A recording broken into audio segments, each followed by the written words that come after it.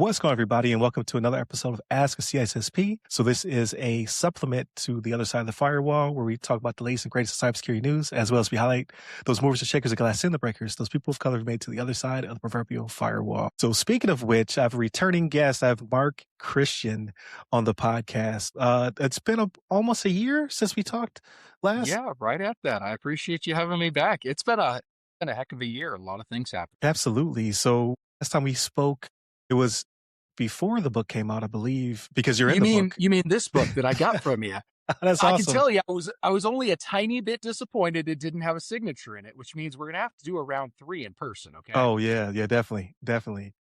So I didn't even think about that going out. So a few people have asked for signed copies. I was like, man, I should have made that an option. I could have just shipped all them you're out. doing is that entryway into that third, entertainment value. There you go. But I greatly, thank you for having the book there, and thank you for Absolutely, being man. a part of it and championing it as well. It's been a cool ride, so I'm hoping to continue that. So for those who are listening to audio, so he showed the other side of the firewall guide, so you can pick your copy up at theothersideofthefirewall.com or your bookstore choice, right? Highly recommended.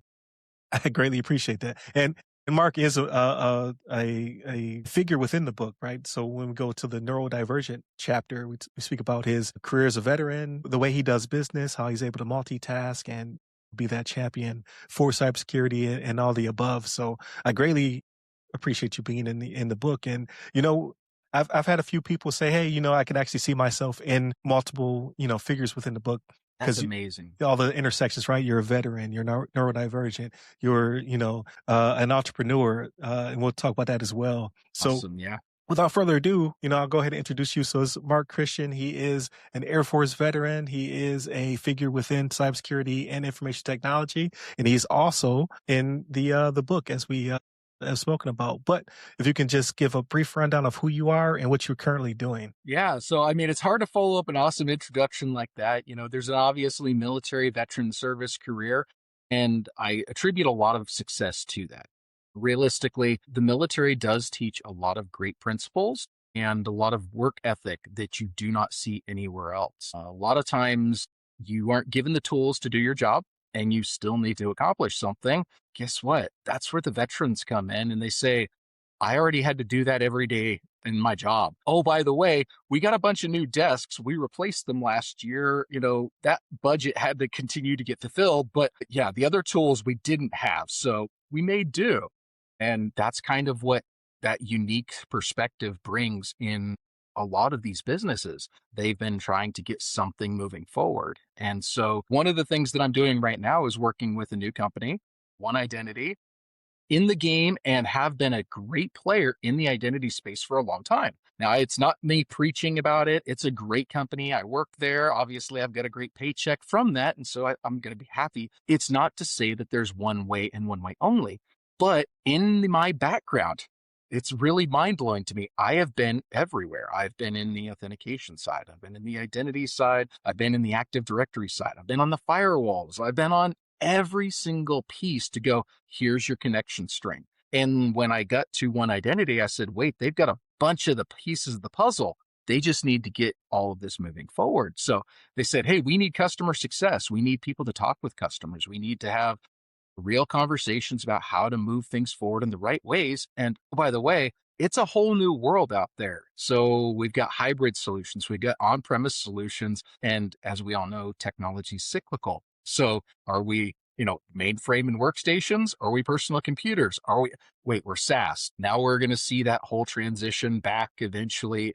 It's always cyclical. Where's the trend going to land, right? No, absolutely. And I'd be remiss if I didn't bring up your past as a programmer. So yeah, appreciate that. You've been through the whole gauntlet. So when you talk about a person who has multiple skills, that Swiss Army knife of a type of person, like it's definitely Mark Christian. Appreciate that. And I think I've had a few conversations because now I'm in the finance sector. So, mainframes are still a thing.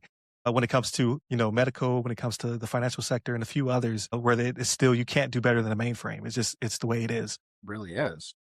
And every time the conversation comes up, I think of you as one person. And there's another friend of the family, it's a lady who also has experience dealing with programming and working with mainframes. I'm just like, that's Yeah. just a skill that doesn't, it's perishable, right? Like there's a lot of people who are kind of aging out of it. So it's like, Let's be real. yeah, There's something that's concerning to me as a genuine person who's been there, done that, and tried to make things better.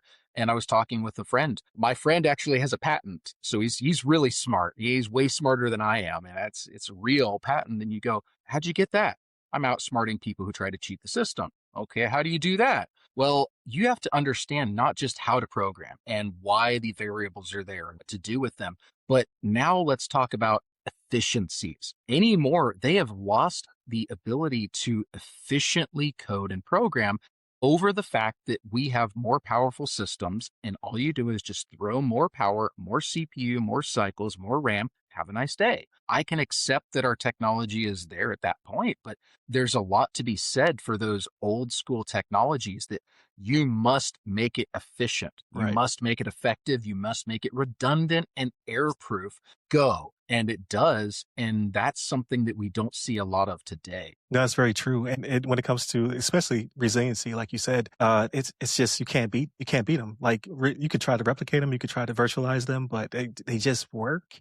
And again, it's a perishable skill. There's not a lot of people doing it. But focus back on you and identity access management. So that's kind of like your obviously you've been through the full gamut, but that's your specific focus nowadays. What has changed over time? Like, what are you seeing? Like, again, it's cyclical, but has there been any strides or have there been any discernible changes to, make identity access management more robust? It's very weird. Right now, we say war, and that says a whole lot of things. There's a war for data, and that data is important. And the way to get that is to become an identity silo of some sort, to become somebody who I get your information for a reason, doesn't matter why. And now that data is something I can use to work with, to predict, to make actionable purposes in something else. And so it used to be, sign up with your email address. Now you've got, username and password into site. They don't want to do that anymore. They want your data siloed and unified so that they can then do something with it. And they being lots of the major players, every single player that you can possibly think of in space with developing their own operating systems also has their own identity silos. Okay, that all makes sense, but they're trying to then make themselves the only providers when we've Mm. had a lot of those providers already out there. Oh, it's easy enough. Let's just buy them up, absorb them, and now that product is ours. It's integrated in our stack. Now we have your data, and that's the real gold mine for everyone. And what's concerning to me, everything being absorbed up into that one little silo. Now I am a unified ID out in the world, and anyone can replicate me as a person. So I didn't even think about that. Like that is actually very much 1980.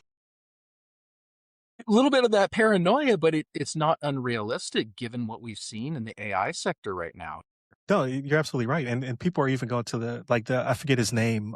He's a famous social media guy who does he's very memeable, right? Like somebody will do something that's super complicated and then he'll do it ultra simple. He recently sold his identity for almost $1 billion.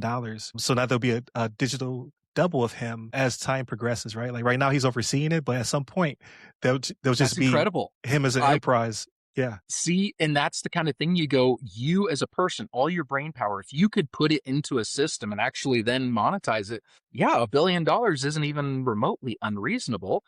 Do we need it? No, but it's not an unreasonable figure considering how much you can do. Let's just realistically go into a couple of my big wins in life.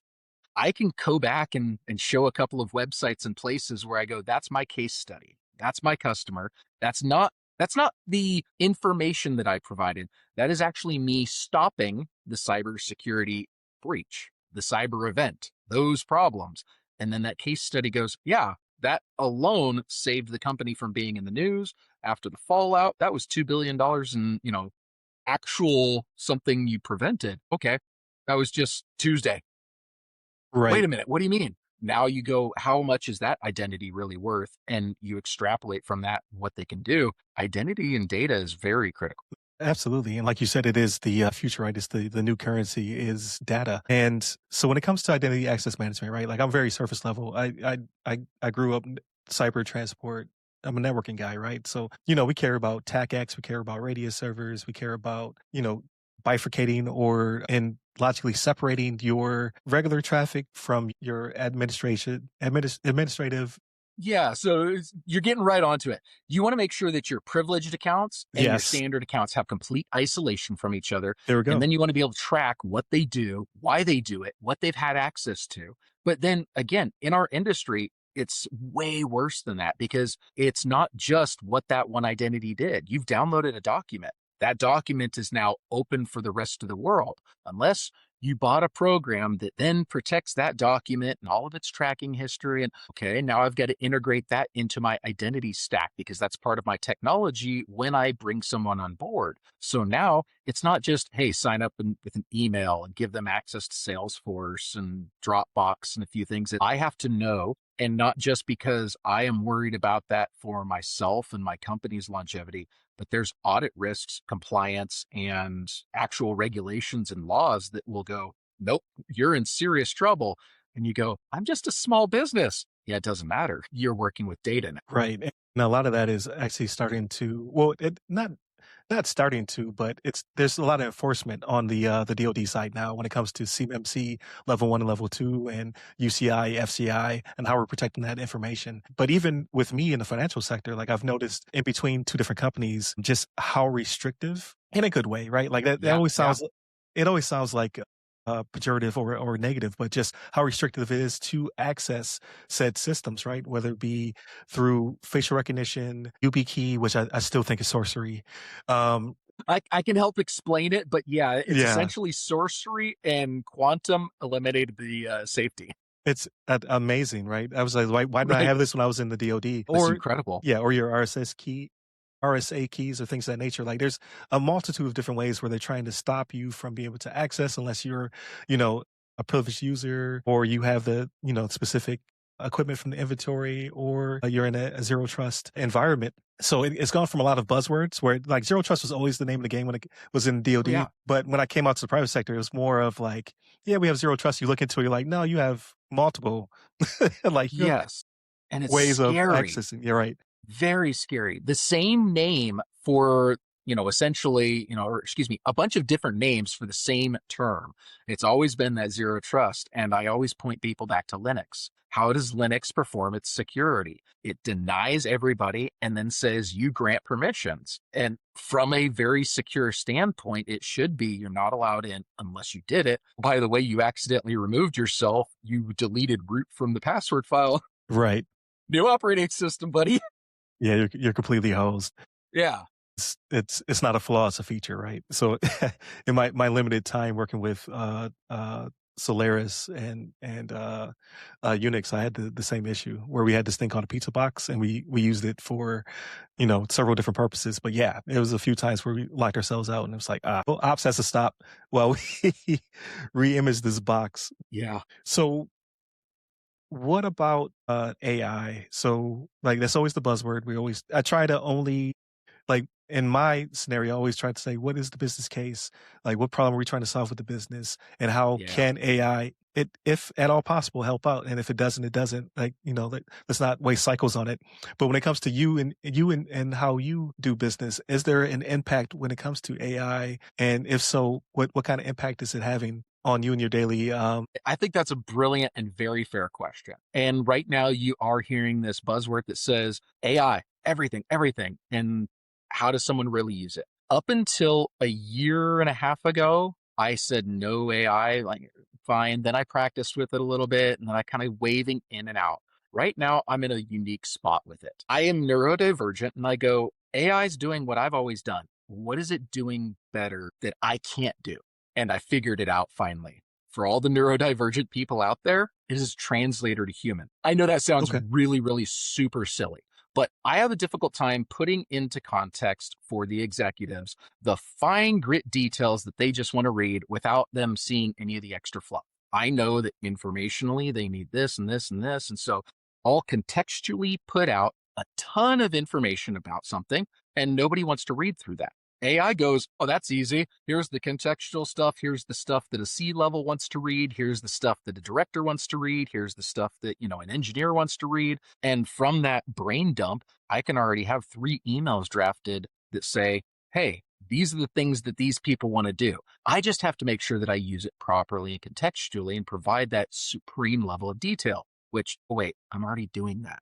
So it's actually helped me, I guess, seem less of an asshole to management and everyone else because I'm giving them what they're asking for because I'm throwing it through AI sometimes. And it's not all the time because I've started to learn what types of things to do. And so ultimately, it's been a little bit of an assistant for that in so many ways. And see, I think that's the best case scenario. Like a lot of people are fearful, like it's going to replace our jobs or it's going to give bad or incoherent information, right? As it hallucinates. But you said 2 key things, right? The one, the having the proper context, but as well as giving it a supreme amount of information, right? Like you're able to take, because like for you, right, you understand it from the top to the bottom of the stack. Absolutely. And now it's just It's like, tough okay, to break it down. right. So in your case, you can just say, okay, well, like what you consider fluff is it's just a overwhelming amount of information, right? You understand the entire thing, like you're using it to basically filter out specifically what that person needs. And like you're absolutely correct when it comes to the C-suite, they're not, they may be technical, but for the most part, that's not what they care about. They care about the bottom line, like how, is this cost center or is this going to, can we squeeze cost out of it? And how do we do so? And you're able to use it as a filter. And then, like you said, it's, an assistant that's training you how to do it better yourself, where you won't have to rely on the AI. So I think that's amazing. A lot of people are doing the exact opposite. They're like, how do I squeeze all cost out and then use this thing to replace people? And it's just, not only do I get the ick from it, but I don't think it's effective. No, it's giving us a lot of wrong information. It's giving us false hope. It's doing that yes man thing, which a lot of people really like to hear until they see that there's no results. And I'm that really thick-headed person that says, I'm going to show you results and you're going to go, how did you get them? And I'm going to say, you asked me to show you results. You didn't tell me that I was going to have to go through a test. Right. Like I didn't have to show my work, right? Right. Yeah. So, but no, like I think that is the way it should be used. And I think it's an augment to people, right? It's like, okay, I can, again, be more efficient with my time. Like you're able to, again, do your brain dump and then you have 3 different, vectors to then push this information out, which I think is the way for it to be used. It's a force multiplier, not a human replacement. sure. A lot Another of, side of it too, I mean, as if you want to go into the insane side of it, yeah, is that I definitely. also use it not as a therapist, but almost as a therapist, because you start to go, how do I do these things? Because as a neurodivergent, let me say real, I can't meditate because my brain's always doing this thing. So I went, hey, how do I meditate? How? And so we started to brainstorm about a few things, and it said, well, why don't you try a VR headset and a couple of these, abstract things at the same time, and then try this and see what it does. And I went, okay. And so again, trying out different things that you may not feel comfortable speaking with other people about, that you may have spoken with people about, but you need a different perspective that you're not expecting judgment from. It's being a yes man, but it's also helping you to encourage to find the things that work best for you in the ways it's good for you. And so as long as you're putting the right safeguards around it, it's been quite helpful in some areas where you may not have seen that. No, absolutely. And I think as long as, like you said, you understand how it works, and you understand that it is trying to please you, but you put up the proper safeguards around it. Because like right now we're having issues where, I think Meta's in hot water and a few others because AI pushing people to, extremes when it comes to, personal, intimate engagement, right? Like Yeah, people, exactly. yeah. And knowing that it's not a person and knowing that it will try to, do certain things. Like I have a bunch of different prompts where I tell it to not be a psychophant, right? Like, please do not give me fluff. Do not give me, you're not here to please me. You're playing devil's advocate. Like I need you to tell me why this is a bad idea, right? Like I'm trying to still man this as opposed to straw man my argument. So I think you're saying all the right things, especially when it comes to finding those things that you may not have thought about or you may not have been exposed to say, okay, well, let me try this out. So I think that's awesome that it is able to provide that to you without having to spend a lot of money Yeah. to, Yeah, for sure. to get And those type of answers. I don't even really use the paid versions for much. We've got a paid version because, hey, I'm playing D&D with some friends, and hey, I need to draw up a really cool poster, and I don't have a whole lot of time to go research these things. Hey, guess what? It's phenomenal at grabbing that, throwing some details on there for me, and allowing it to be a quick thing for that. But again, it's not a replacement because you can still do the same stuff. I used to go to clip art type sites and grab the backgrounds and throw it on a piece of paper and do the word overlays on PowerPoint or whatever to get my stuff out there. We've always had ways to do it. So sometimes it does help in some nicer ways. At the same time, you can do it without.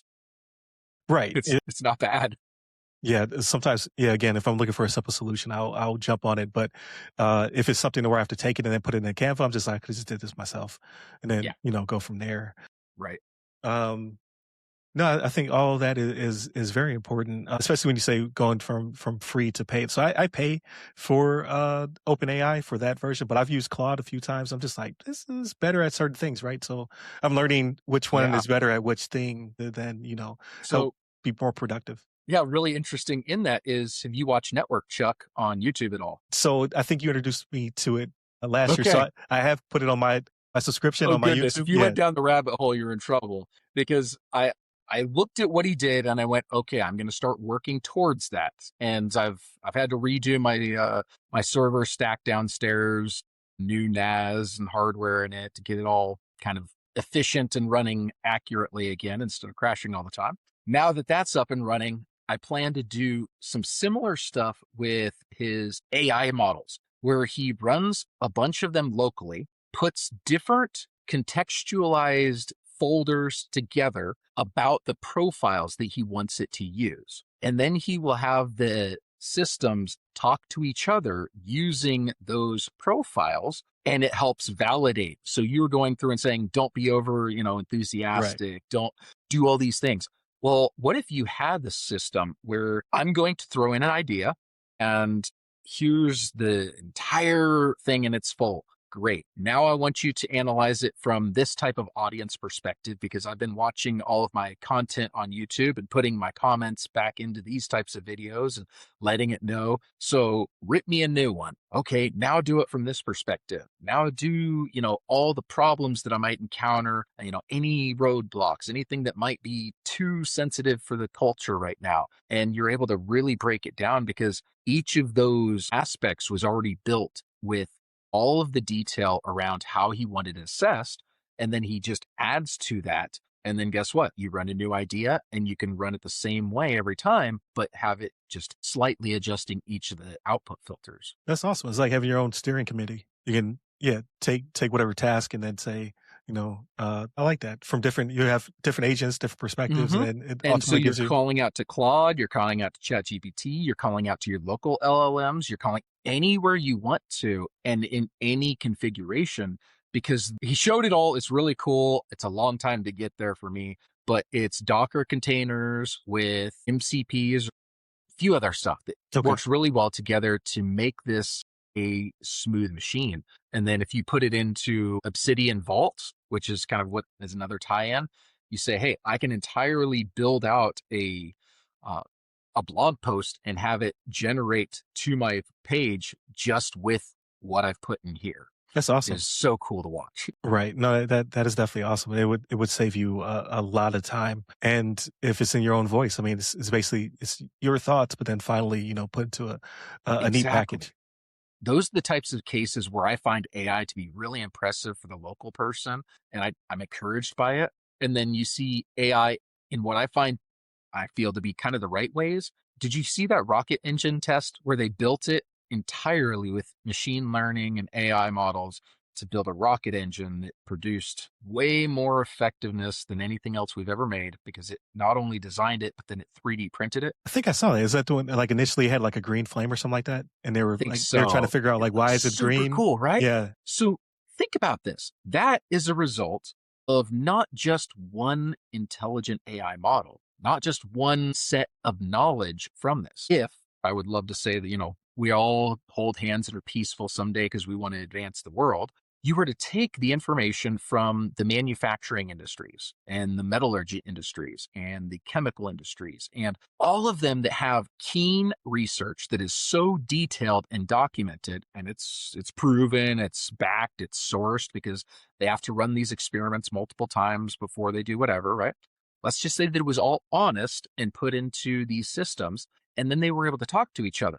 That engine now says, hey, I'm going to create an entirely new metal that's resistant to these chemicals, so it's not going to break down. It's going to be resistant to this heat. It's going to do this and this and this. And you go, nobody would have thought of that because nobody had access.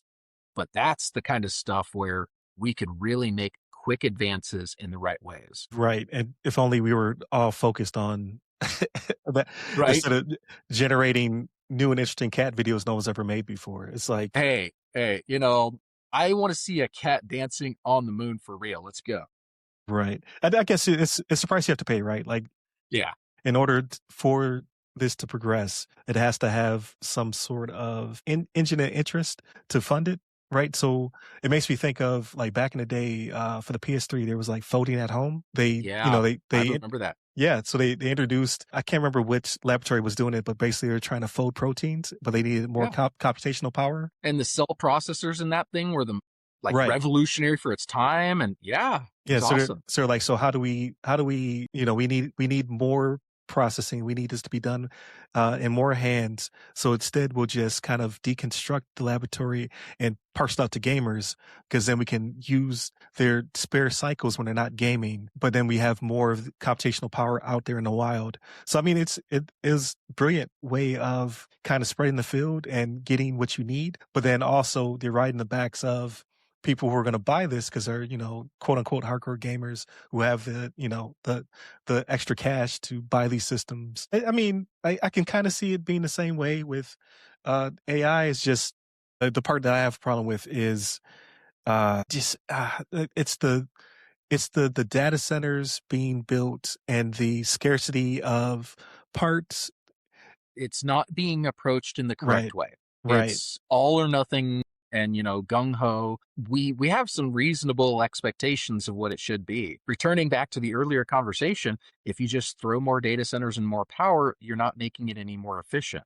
So let's spend some cycles on efficiency, actually cleaning up some of the problems, making it run less cycles for what we're actually doing. And then once we're there at that peak, maybe let's start building back up. right. And yeah, instead they're taking over towns and destroying their air quality. It's crazy stuff. I'll get off my soapbox. I'm not I'll join you right there, buddy. I am on that same box with you. I'm not AIist. I'm just saying, like, it feels as though we're putting the cart before the horse sometimes. Yeah. I mean, we've literally seen every movie growing up. iRobot, Eagle Eye, Terminator. The Matrix. Yeah, literally, it does not matter. Machines they're emotionless. It's all good, no matter how many emotions we want to put in. The ultimate thing is humans do silly things. Why? Stop. Right, exactly. So I'm always nice to AI, okay? Always polite. Oh say yeah, please I and always say thank you. please. Yeah, I'm burning tokens on please and thank you. Yeah. Yes. So I know you do a lot of extracurriculars, and I always like to dive into those because you're a man of many talents. And then Not stop. Talents maybe, but no. we'll get to the injury that like people on audio cannot see it, but you've been doing something that seems to be a trend within the cybersecurity community. But we'll get to that one last. Okay, cool. But so I know you work on woodworking, you do fish tanks and things of that nature. So what have your hobbies gotten you into recently? That's a dangerous question because obviously I don't stop. The hobbies are numerous and do not stop collecting themselves. I have realized there is a limit as I become both older and I guess less capable. There's a limit to what I can do. And so I'm only doing woodworking and fish tanks and starting D&D with a bunch of friends. None of us have ever played. And yes, we're all in our 40s. Okay. So great. Why not start something like that? And then in having moved just over a year and a half ago, I thought for sure I was going to have enough energy to start new businesses, to include the coral store and home inspections and just nonstop. And again, once that old age and realization of what you can do in a specific time limit hit, I went, wait a second, let's refocus and what really matters in this equation. And instead of ticking on a bunch more things, I've decided to put my cycles into more time with the family. And in that, Taekwondo, we've all Right. literally joined Taekwondo. My son started it and he's into the advanced classes, won quite a few medals and so on. Awesome. And then mom and dad kept watching him and we kept spending time at the dojo. And they said, when are you starting? And we kept saying, a little while. We've got to get our schedules kind of leveled out. And they kind of caught us in November and apparently we signed up. There it is. Yeah. Keep that pressure going, right? Yeah, no doubt. No, that's awesome. And both admirable, right? Like now, so the whole family's into it. Yeah. But yeah, I've noticed as well, like, things I could have did in my 20s, I do them now and I'll be hurt forever. Like right now, like Yes. I got this thing where if I rest on my elbow too long, it goes numb. I'm just like, oh my God, Okay. what is that? So it might be bursitis. I've had that, and I had to have pads under the elbows because I was laying them on the desk for too long, and it was all going numb. Right. Oh man. Like it's like things that I could literally like I think it's the Hot Tub Time Machine, the movie where they fall out of the slope and then they pop right back up. They're like, man. Yep. Yep. To be young again. Right. It is ridiculous. But yeah, now that's not necessarily the case. But no, the reason I say that, it seems to be a trend. So the more people I talk to within cybersecurity, I do interviews. A lot, like I would say more than 50% of them are doing something in the combat arena, whether it be Yeah. training, boxing, kickboxing, like you said, Taekwondo. It seems to be like there's a self-defense, not course, but like a event happening at I'm going to speak at the Minorities of Cybersecurity at the end of March, and they're doing something to that effect as well, right? Very cool. So Yeah. it seems to be how we relieve a lot of our stress in the Yeah. cybersecurity Well, world. there's a lot to it. They say you need exercise, and a lot of cybersecurity people find, I mean, maybe it's just me, but I don't see a lot of cybersecurity people going to the gym and enjoying it. It's more routine. It's more work of some nature that we're already doing the same kind of stuff all day. So why are we going to just sit there and, pump? It doesn't have a whole lot of appeal because it's not active. And then you put in some type of martial arts or yoga or something where you're continuously moving, but you have something to focus on. It's almost nice because you go, wait, I've had to chase my problems and make up my own solutions all day long. And here I can show up and there's something scheduled, something type of rigor to it.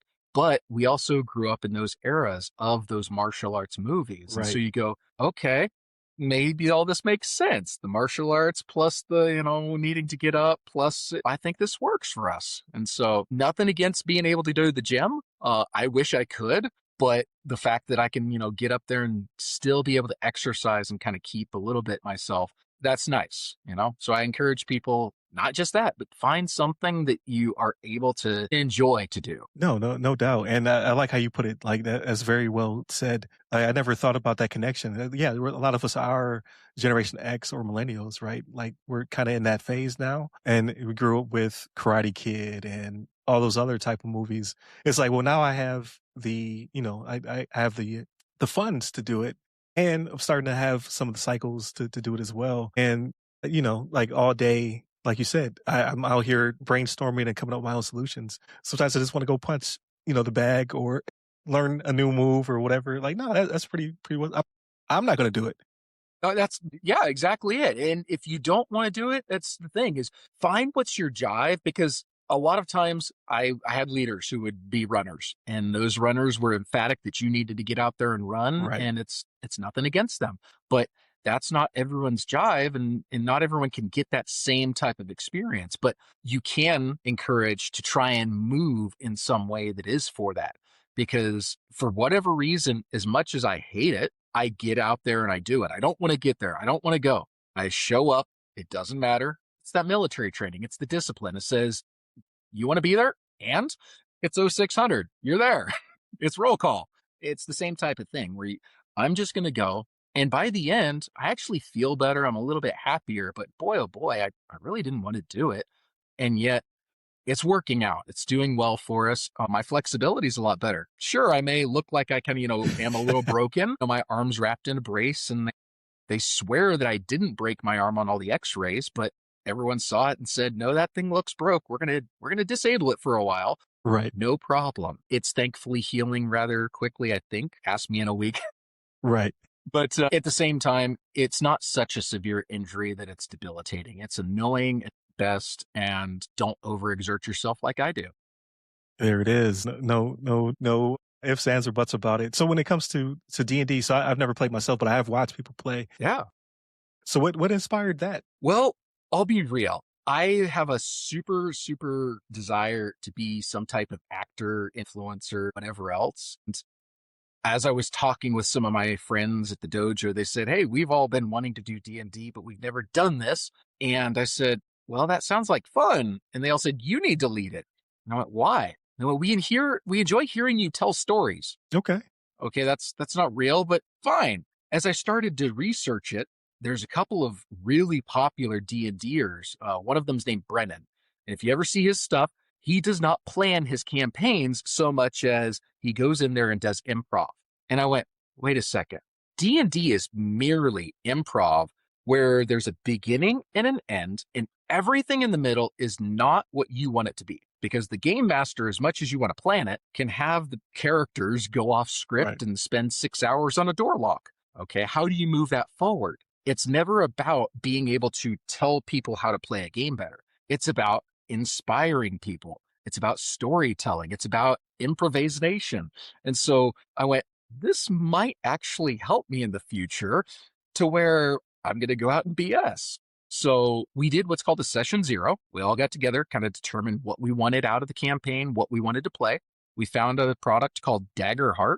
Daggerheart is a very easy to pick up D&D style. It's not rigorous to say you must do these things so much as it's a framework. So it says, try to create your engaging story, use these types of dice rolls to determine this, use fear and hope rolls and tokens to help move gameplay forward, because it's not about rolling the dice, it's about the experience that you're having while they're at the table. And so I took that to heart. And the first campaign literally was the stupidest thing in the world. And yet the people who came said, I had more fun than I thought I would. And I can't have bigger praise than that in my mind, especially for as little as I prepared. No, that's great. And again, it's teaching you tools you can take into, your life, whether it be the workforce or not. Because I remember talking to a friend of the show and friend of us both, Kay McGladry. So he has a background in theater. He said that has absolutely helped him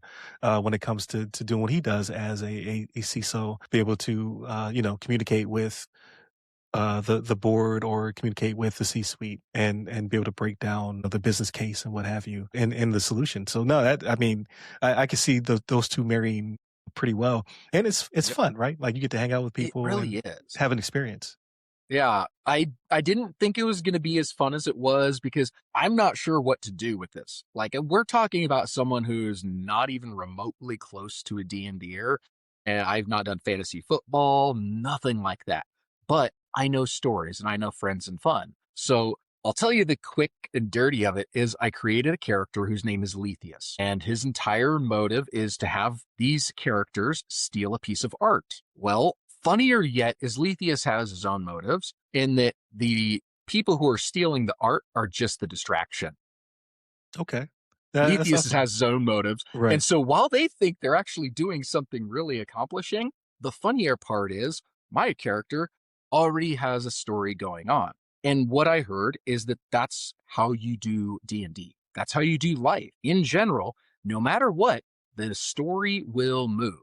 So how do you make it so that the characters can ingest themselves into the storyline in some way, make themselves feel like they're part of something and doing something relevant while the world still operates? So Even further than that, I've got a whole universe. I've got things that I've already written out as, kind of like overarching stories and season 3 campaigns. It's nuts, but it's one of these things that allows me to become more creative. So I can write a book, I can tell a little story here and there. One of these crazy parts was designing a book because I'm talking about doing D&D with my friends, and out of that I go, if I made a book that talked about creating time travel or teleportation, or that's something that can happen in that universe, I could just make a book about that. And so I start to converge everything into one, and I'm like, this is fun. Why not try it? No, absolutely. And it's very much Ocean's 12 inspired, right? Like that, the heist behind the Yes. heist. So no, Yes. that's pretty cool.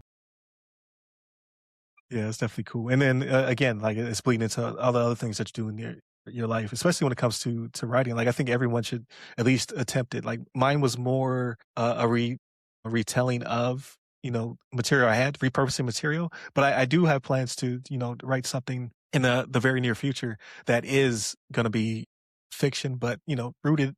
Like for me, it'll be still rooted in the real world and have a cybersecurity type backdrop to it. So. Yeah, absolutely. And we're always pulling from our own life and experiences, and being able to share those and translate them with people is supremely skillful. It's not something that most people can do well. And so when you're able to get those stories out there, keep at it. Like, please, those are really well done, well engaged. You're able to extract a lot of the important parts from that, especially I've seen in your writing styles. So, have you ever seen Stephen Bartlett from Diary of a CEO? Yes. Yeah. Okay. I strive to be like him one day. Like the man is a master. Right. So again, I'm very much so seeing that type of, direction and how you're trying to extract the right pieces in the right ways. And so I think you're doing a fantastic job at those, and very Appreciate it. commendable. And if you're able to translate and share those in stories, I think it's going to help a lot of people too. I appreciate that. Yeah, definitely. That is the goal. So we'll see if I can carve out some time throughout all the other stuff we do. Right. So multitasking, but I think this was an amazing conversation. It's always good to have you on the podcast. So I can't wait to have you back on as a returning guest. Because again, like what you're both doing in the field as well as all of your extracurriculars is definitely inspiring. And Appreciate that. I think it really helps out the audience, and they can see themselves through you and what they're trying to do as well. So definitely have to keep up and make time to sync up. Because Absolutely. Always make time for family and friends. I'll tell you what, at the end of the day, that's what's kept me going. Even just these small connections between people is really important. And I value them a heck of a lot more than I feel like I used to. So don't forget that. And as we age later into life, those are important. right. No, absolutely. And definitely continue to check us out. So we are on your podcast platform of choice, as well as we are syndicated on Atlanta Metro's WDJY 99.1 FM, Tuesdays at 5 p.m. And you can hit me up if you're trying to look at any of my content at ryanwilliamssr.com, or you can go to ramcyber.io if you're looking for cyber services. And of course, you can reach me on LinkedIn, where I'm most active at RY Security Guy. That's RY Security Guy. And where can they find you, Mark? Right now, the easiest way is actually demolikeapro.com. As Okay. silly as it is, as much as I want all my other domains up and running, that one's the longest standing, longest running, and still works. That's awesome. And Yeah. these names that you secure are always really creative. I appreciate that. Yeah, there's a few interests out there, but that one I want to actually eventually put under livingdivergent.me and kind of use that as the brand. But as we're going forward, livingdivergent.me is the brand that I want to build. Demo Like a Pro is where you can reach you right now, LinkedIn, all that fun stuff. But I appreciate you having me on here. It's been a fantastic time. Thank you. Absolutely. All right. And for everybody else who's out there listening, stay safe, stay secure. Thanks.